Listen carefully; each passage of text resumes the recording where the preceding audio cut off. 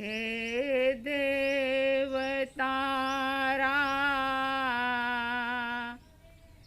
दिलमा वात्सल्यना झरणा भर्या। हे नाथ तारा नयनमा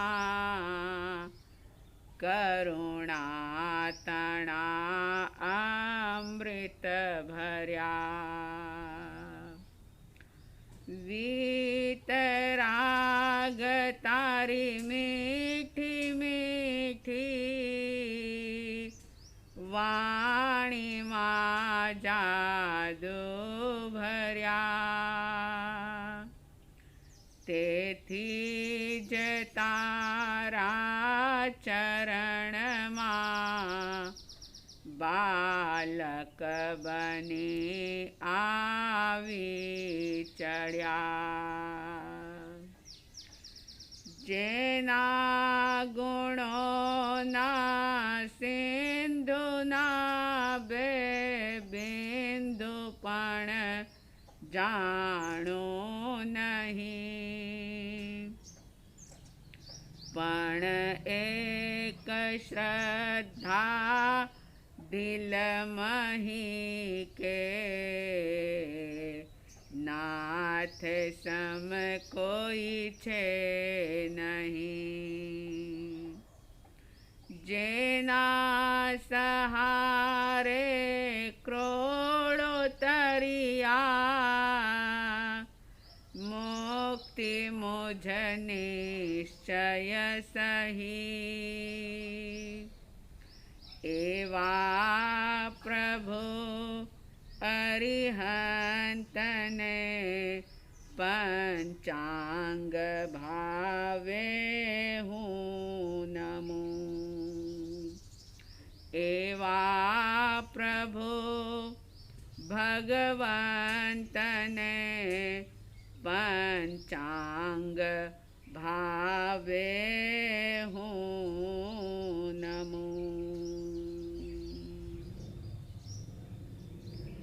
श्रद्धालु जिज्ञासु श्रोताओं, सम्यक दर्शन के लक्षणों की बात आप सुन रहे हैं। सम्यक दर्शन का पांचवा लक्षण आस्था। और इस आस्था के संबंध में आपने सुना था कि सबसे पहले स्व पर आस्था हो, आत्मा पर आस्था हो, और उसके बाद आत्मवत् सर्वभूतेषु का भाव निरंतर निरंतर बढ़ता चला जाता है। जो आयावादी होता है, जो आत्मवादी होता है, वह लोकवादी भी होता है, यानी लोक पर भी उसको जगत पर श्रद्धा आस्था होती है। लोक के स्वरूप को वह जानता है, समझता है।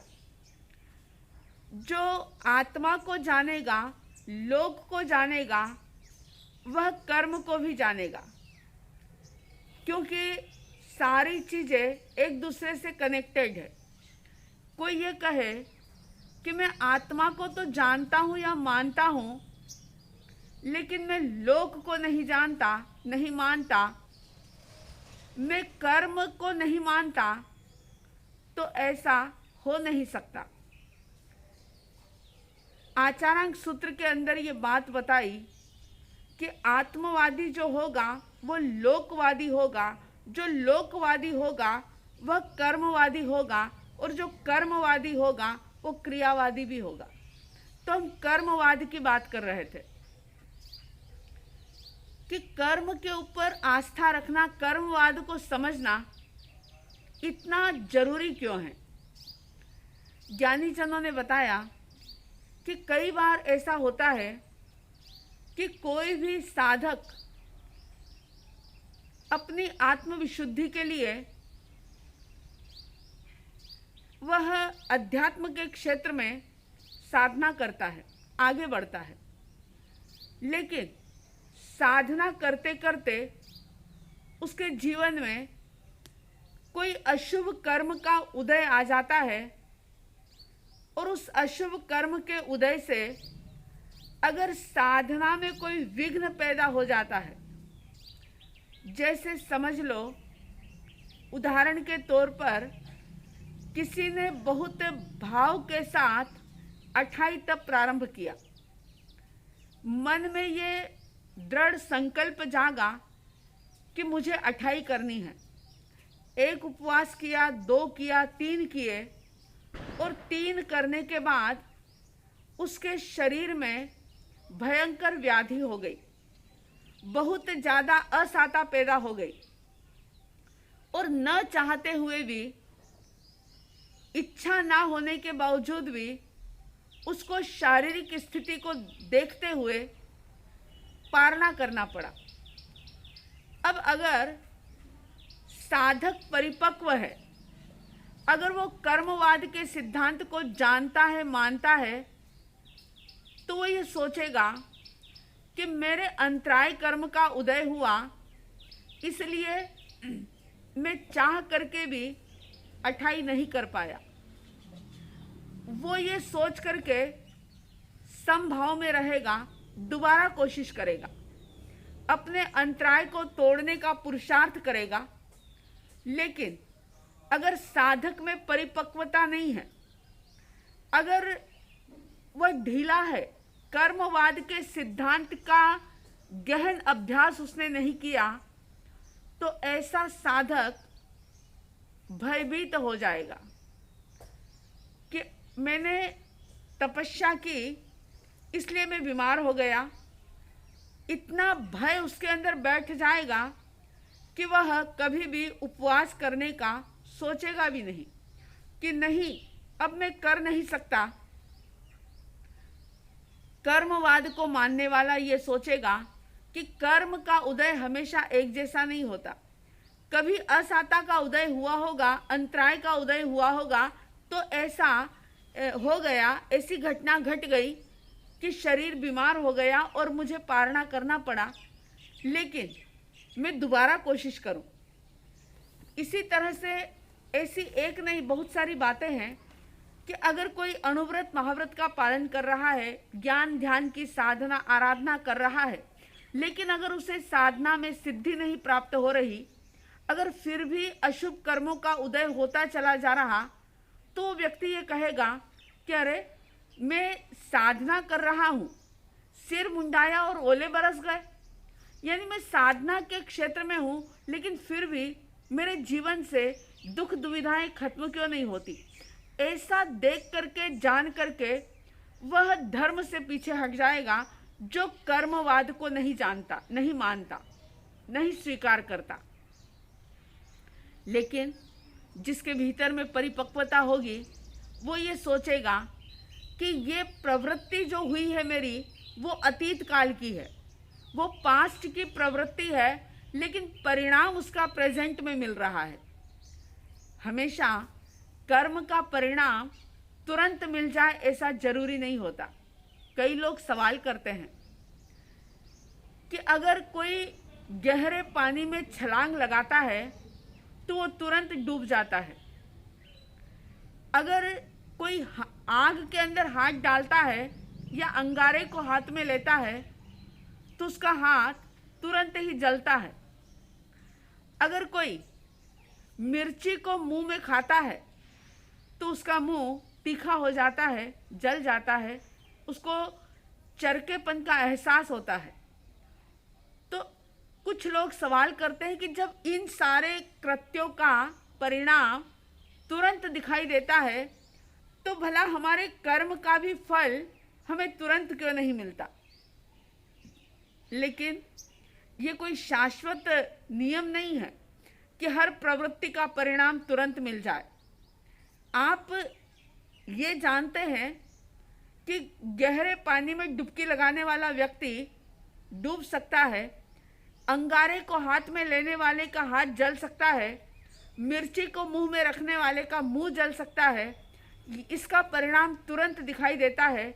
लेकिन दूसरी बात आप ये भी तो देखते हैं कि अगर किसी बच्चे ने आज ही स्कूल में एडमिशन लिया तो वो आज ही ग्रेजुएट नहीं बन जाएगा। अगर किसी ने आज शॉप खोली या आज फैक्ट्री खोली तो फैक्ट्री खोलते ही या शॉप का ओपनिंग करते ही वह धनवान नहीं बन जाता। मेहनत करनी होती है और उसका रिजल्ट धीरे धीरे धीरे धीरे आता है।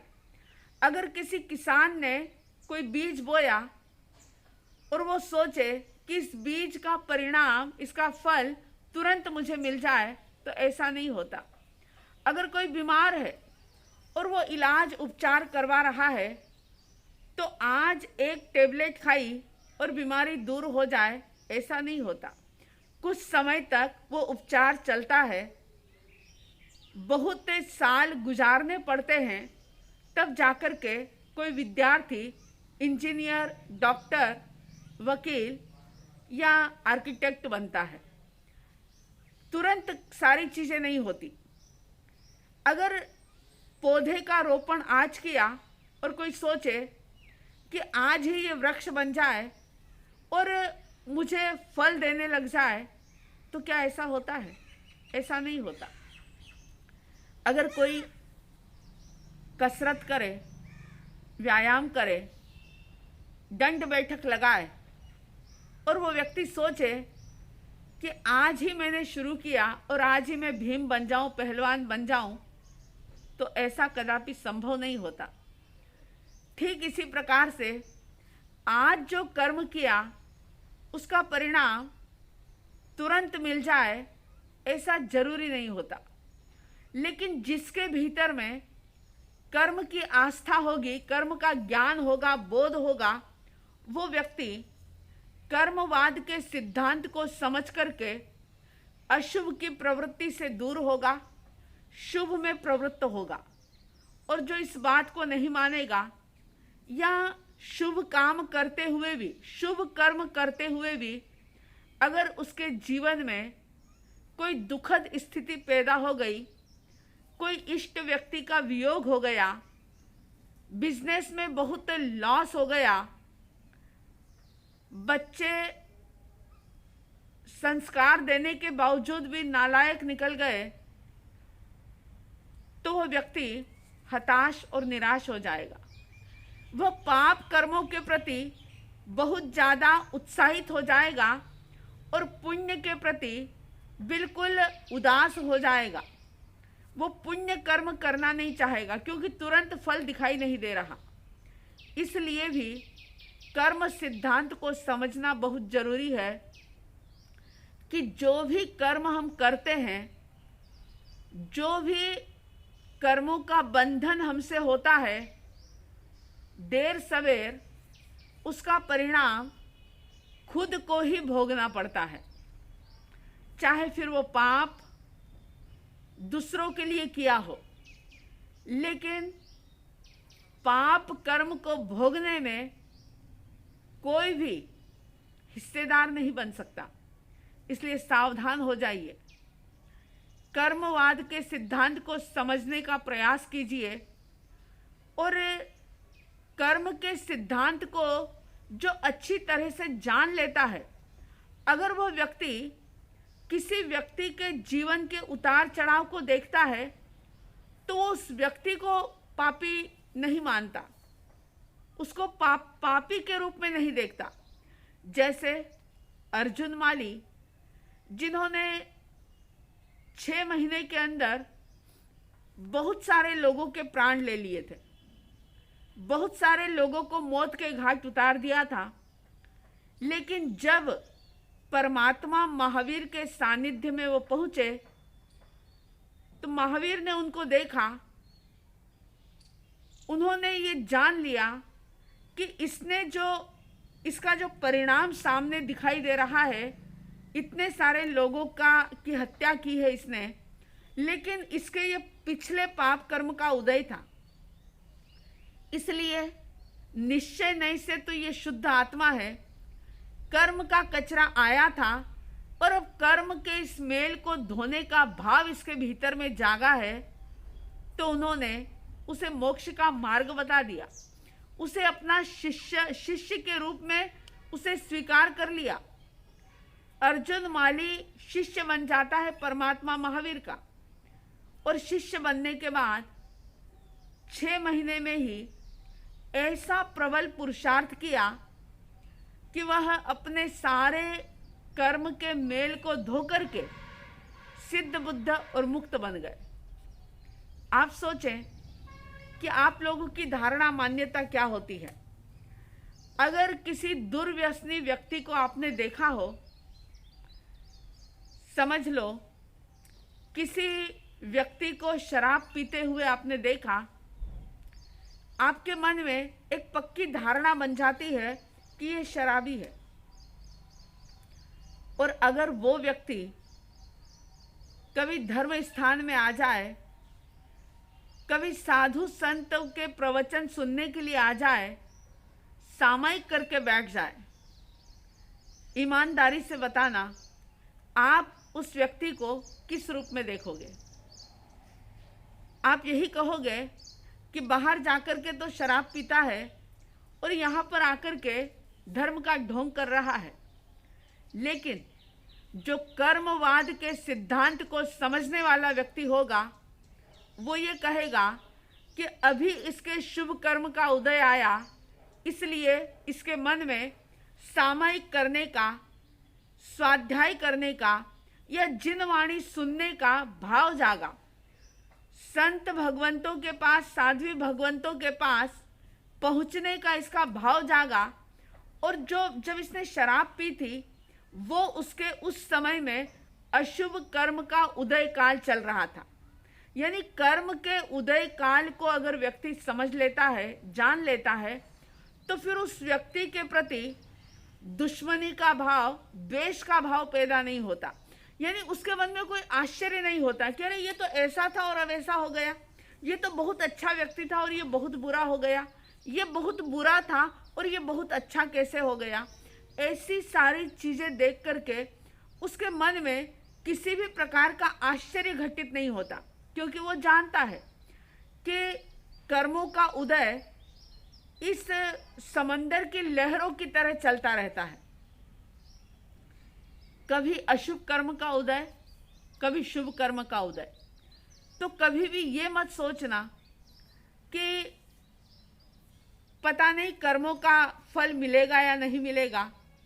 एक छोटे से बीज को भी वृक्ष बनने के लिए इतने साल लग जाते हैं, फल फूल देने में इतने बरस लग जाते हैं, तो कर्म का फल आज किया हुआ अगले कई जन्मों के बाद मिले, ये पॉसिबल है, होता है ऐसा।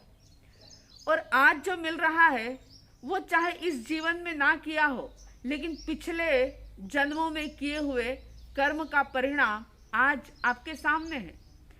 तो इन कर्म पर आस्था करने वाले लोग कभी भी पाप कर्म में ज़्यादा प्रवृत्त नहीं होते, पुण्य में उदासीन नहीं होते, क्योंकि वो समझ लेते हैं कि जो कुछ भी है पिछले जन्म का मेरा कर्मों का उदय है, और इसलिए वो समभाव के अंदर जीते हुए अपनी साधना में आगे बढ़ते हैं।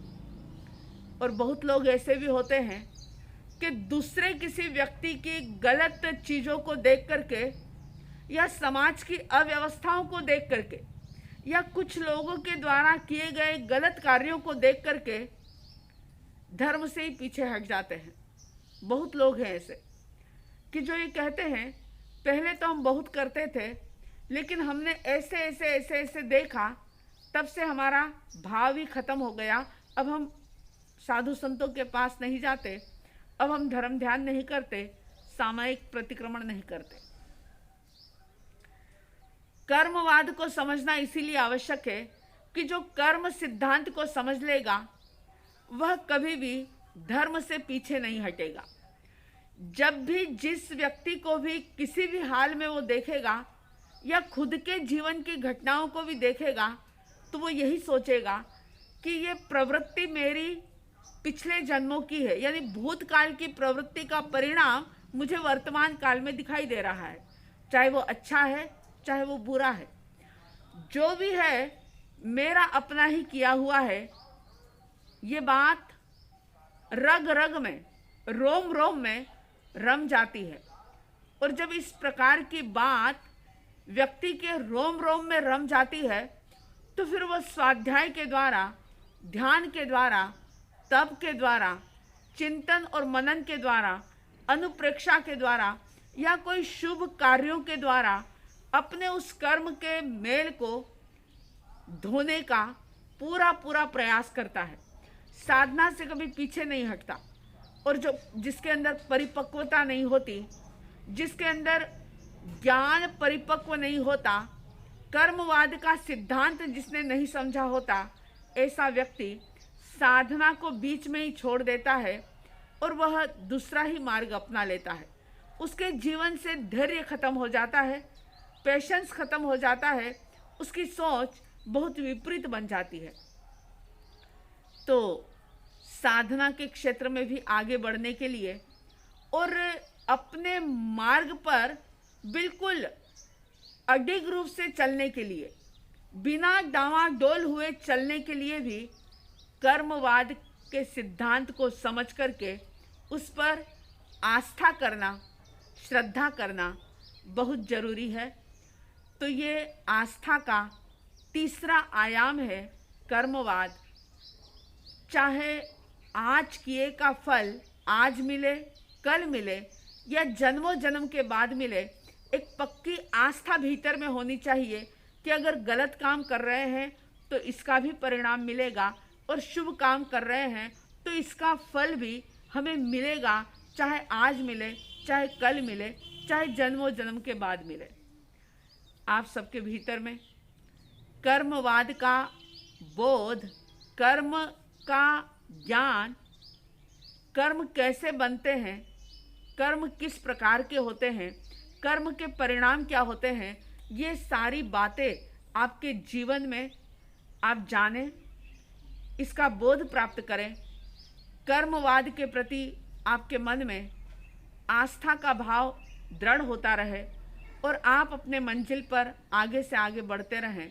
ऐसी साध्वी द्वयी की तरफ से हार्दिक हार्दिक शुभ मंगल कामनाओं के साथ जय प्रभु महावीर, जय गुरु आनंद।